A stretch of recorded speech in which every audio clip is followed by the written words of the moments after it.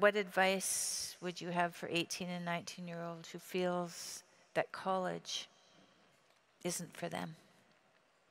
Well, it's possible that college isn't for you. You know, I mean, there's other things you can do that are productive. If you're wondering, if you're a high school student and you're wondering if college is for you, one of the things I would recommend is choose as an alternative something equally or more difficult.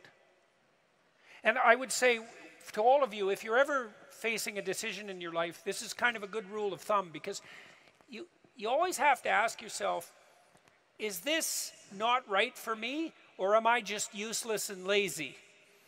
And looking for an easy way out, right? Because some people are more prone to that than others. If you're not very conscientious, for example, you're going to be more prone to that sort of thing.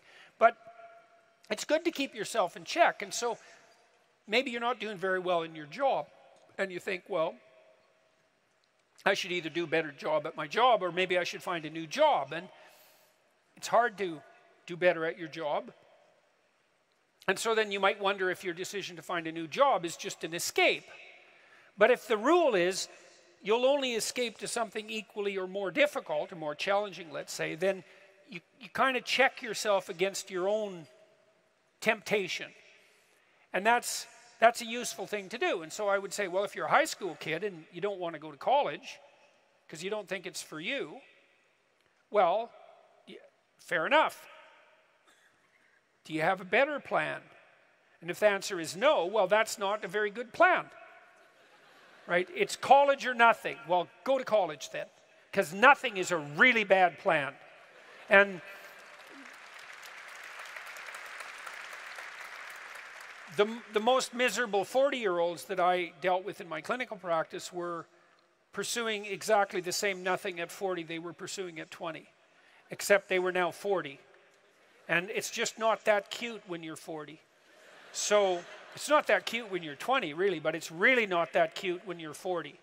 And so if you don't want to go to college, you should do something else. And there's lots of other things to do. You can go to trade school, or you could go to a tech boot camp, or you could go into the military, or you could go get a job, or you could pursue something creative, or you could generate an enterprise, or you could do volunteer work. It's like you want to have a vision that justifies your decision not to go to college.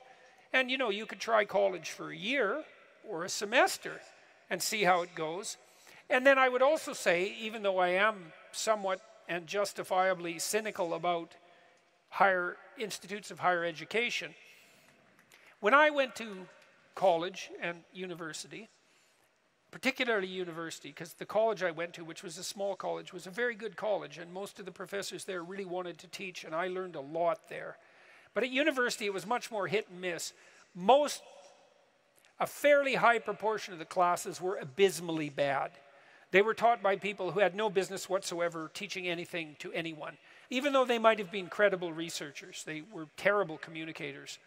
And that was at least one class out of 4. And then another, at least 1 out of 4, wasn't good for other reasons. So even when the universities weren't corrupted to the degree they are now, if you wanted to go to university and get a good education, that was sort of on you. You know, you had to pick and choose between the professors. You had to use your head to find the elements of value. And I think that in most educational institutions you can still do that, although it's not the case that you can do that at all of them. And it's increasingly less likely that that's the case in the humanities, I would say. But I'm not so cynical that I believe it's impossible to go to the typical higher education institute and be careful and learn. Because there's always the library too, you know, and the library is full of books, and books are written by great people, and you can go read the books written by great people, which is what you should be doing when you go to college anyways, or going to university, and you can still do that. And the other advantage to going to college is that you buy an identity, you know, because you can say to people when they say, well, what are you doing? Which is sort of like saying, who are you? You can say, I'm a student.